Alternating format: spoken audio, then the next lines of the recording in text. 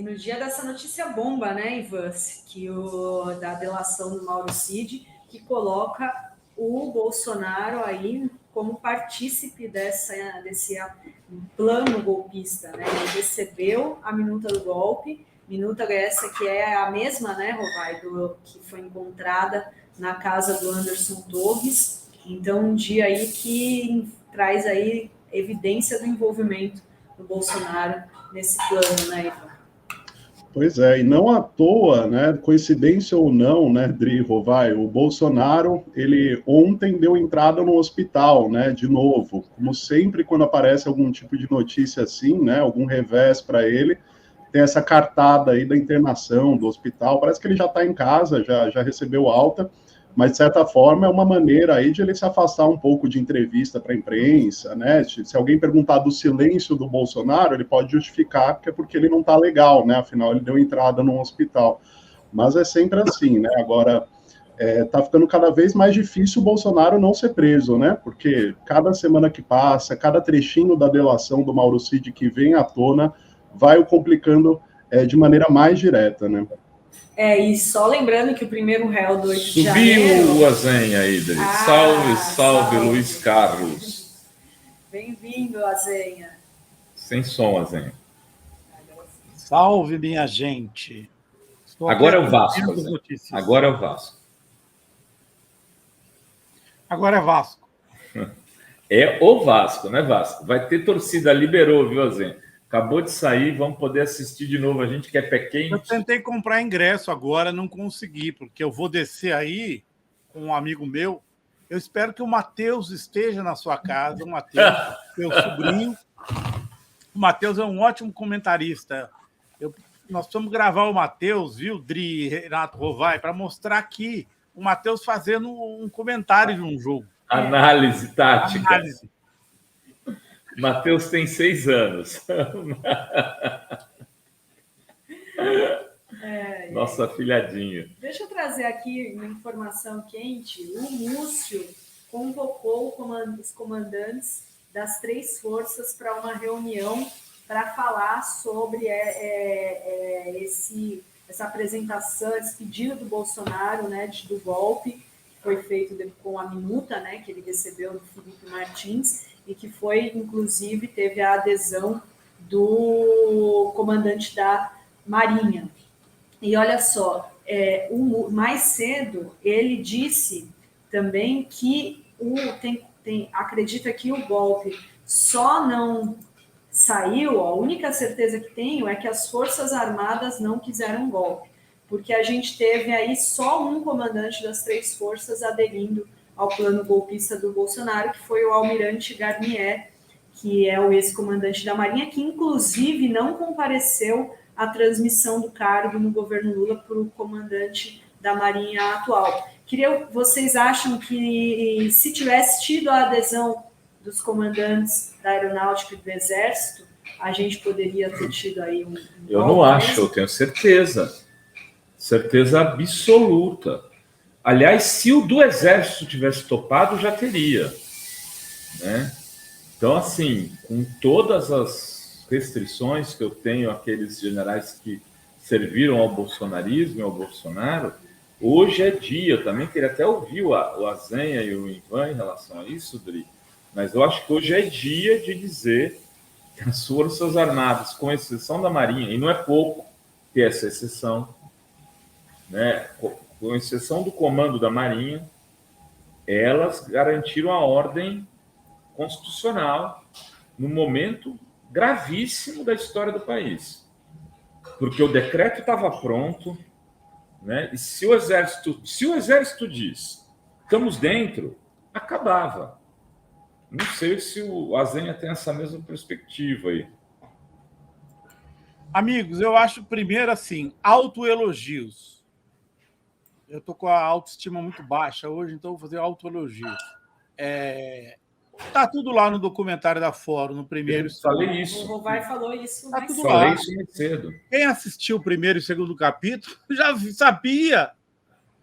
E eu discordo de você, Rovai. Desculpe, eu acho que o Exército estava dentro.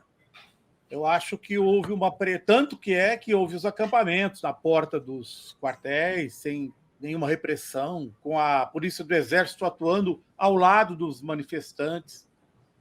O Exército estava dentro, na minha opinião, mas sofreu muita pressão externa dos Estados Unidos. Eu mandei uma foto para a Dri. Dri, sobe essa foto aí, por favor. Eu ainda não aprendi a subir a foto. Essa foto, gente, foi feita no dia 23 de maio de 2023. Olha aí, ó, o muro da Embaixada dos Estados Unidos, lá em Brasília. Olha aí o almirante brasileiro recebendo uma alta condecoração dos Estados Unidos. Qual é o motivo para um ex-almirante brasileiro que estava enfiado no golpe ter recebido uma condecoração dos Estados Unidos? É porque os Estados Unidos encostaram no ouvido dele e disseram: se tiver golpe, vocês estão ferrados com a gente.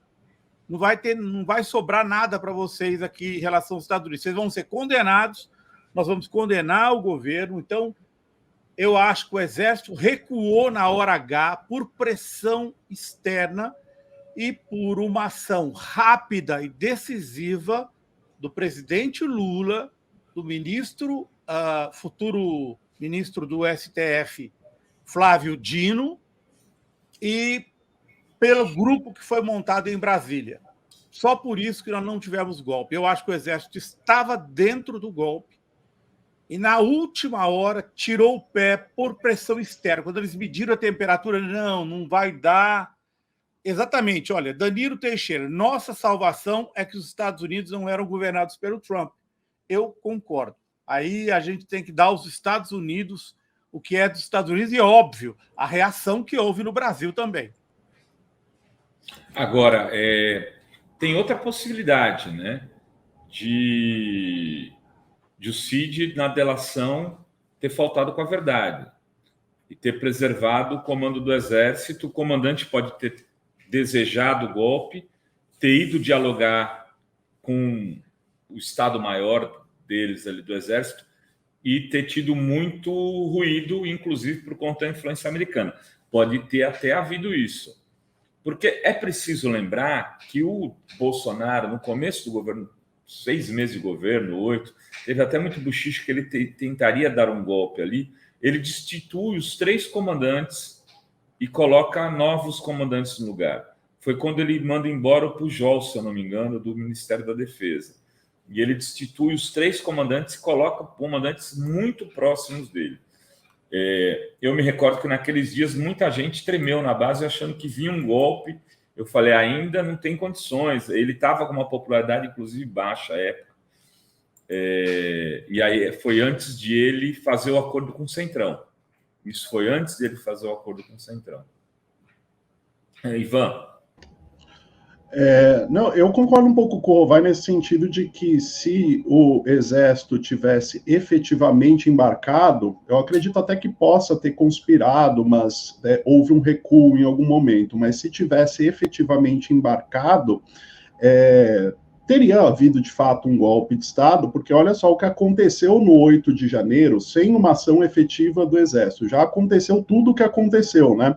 Invasão do Palácio do Planalto, invasão da STF, invasão do Congresso Nacional, com a anuência de vários policiais militares, né, que deveriam estar fazendo a segurança ali da Praça dos Três Poderes, alguns deles presos, vários prestando depoimentos em CPMI, na CPI do DF, enfim.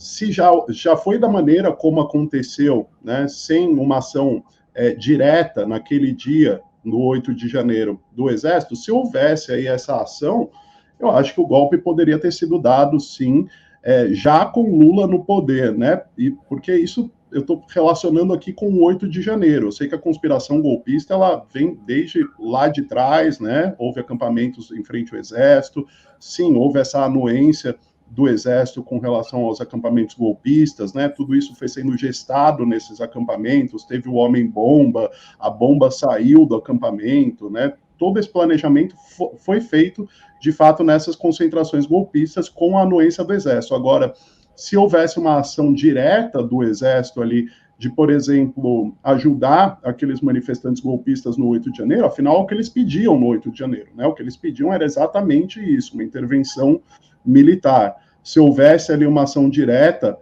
tal como houve a falta de ação de policiais militares, por exemplo, eu acredito que as consequências teriam sido, sim, mais graves e que o governo Lula não teria conseguido contornar essa tentativa de golpe no dia 8 de janeiro, tal como conseguiu contornar. Se conseguiu contornar, foi porque ainda havia, no alto comando das Forças Armadas, ou pessoas que não tivessem aderido, ou houve algum recuo, né? Mas se o alto comando tivesse aderido, eu acho que o governo Lula não teria condições de evitar e de contornar essa tentativa de golpe no 8 de janeiro. Tem uma matéria da Pública, eu não sei se você viu, Azanha, que saiu, estavam mostrando, agora deixa eu tentar achar aqui, que aí eu leio para vocês, que é do sócio do Eduardo Bolsonaro, um sócio do Eduardo Bolsonaro, e daqueles dias, e ele fala dessa frase, que ele diz, olha, não vai ter golpe porque o comandante do Exército disse que é melhor não arriscar 20 anos por conta de 20 dias, que teria sido, acho que talvez seja a mesma frase que foi utilizada aí pelo Cid para falar do... E essa matéria é antiga. Vou tentar achar aqui. Se alguém tiver na redação e puder me passar, eu agradeço. Você ia falar alguma coisa. Não, só trazer essa notícia aqui. O Rogério Correia, deputado federal do PT de Minas Gerais, que é membro titular da CPMI dos atos golpistas, vai pedir a convocação do almirante Garnier para que ele explique, né, essa denúncia aí do Mauro Cid de que ele teria colocado as tropas à disposição do Bolsonaro para dar um golpe de Estado. Eu achei aqui, eu vou mostrar para vocês, Dri, Azenha, porque aí isso, de alguma maneira, corrobora a delação do Cid. Aqui, ó, vou pôr aqui. Ó, isso aqui. Em reunião esta semana, isso na época, né? Com o alto comando das Forças Armadas, Bolsonaro pediu apoio para barrar o avanço do judiciário sobre os outros poderes e pediu para que a posse de Lula fosse adiada por 6 meses, até que a equipe de juristas fizesse uma investigação sobre favorecimento a Lula. Esse mesmo cara que é sócio do Eduardo Bolsonaro disse: Freire Gomes foi contra e disse que não valia a pena ter 20 anos de problemas por 20 dias de glória e falou que não apoiaria ou atenderia o chamado do presidente para moderar a situação, mesmo após Bolsonaro apresentar vários indícios de parcialidade em favor de Lula pelo STF. Isso foi no dia 20 de dezembro, gente. 20 de dezembro do ano passado, Zé. Eu não tenho dúvida nenhuma de que o Exército refugou. Para mim, não tem dúvida. Mas eu acho que refugou por causa de pressão externa. Tem muita discussão no chat sobre se teria dado certo ou não o golpe. Gente, eu não vivi 64. Meu pai, que era militante, viveu.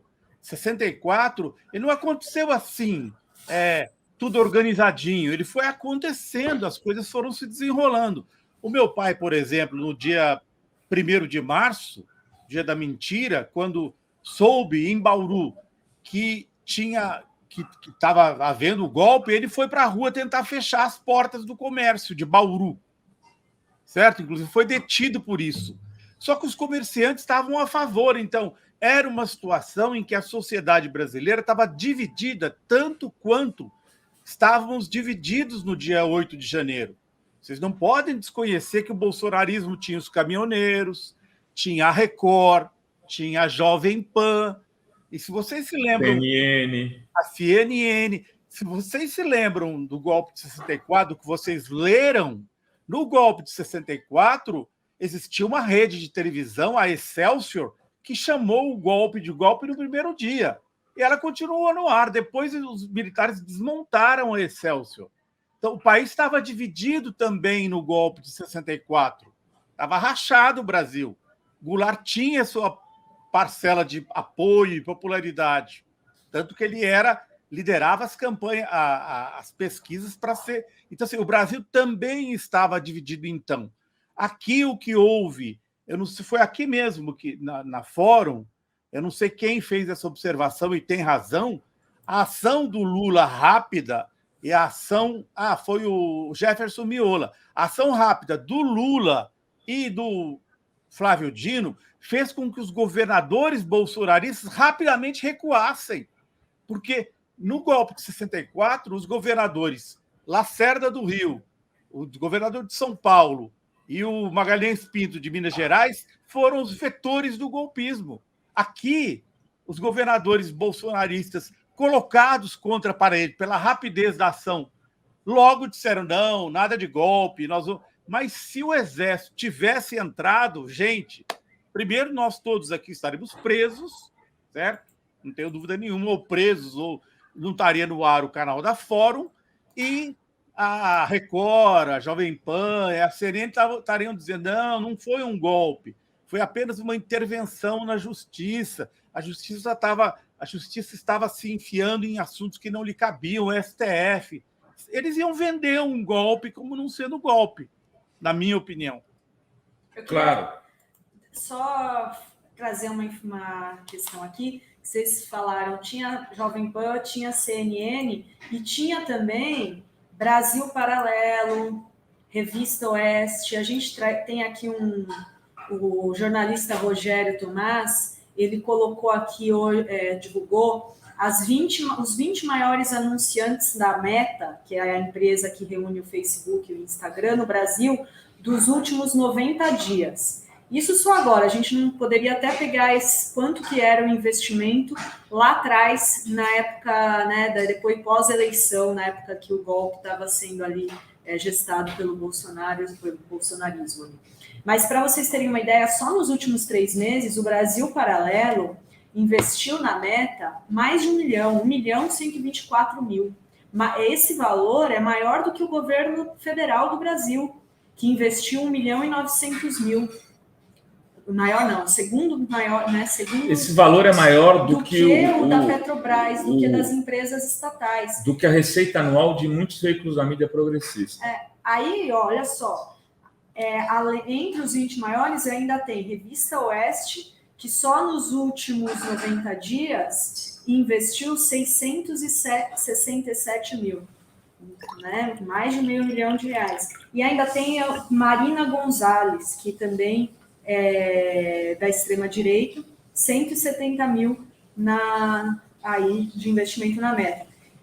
Do campo progressista, de grandes investimentos aqui, o que a gente vê só é o Eduardo Moreira, que investiu quase R$200 mil na Meta. Mas não tem mais nada. Dri, o progressista não tem grana, né? Para gastar na Meta.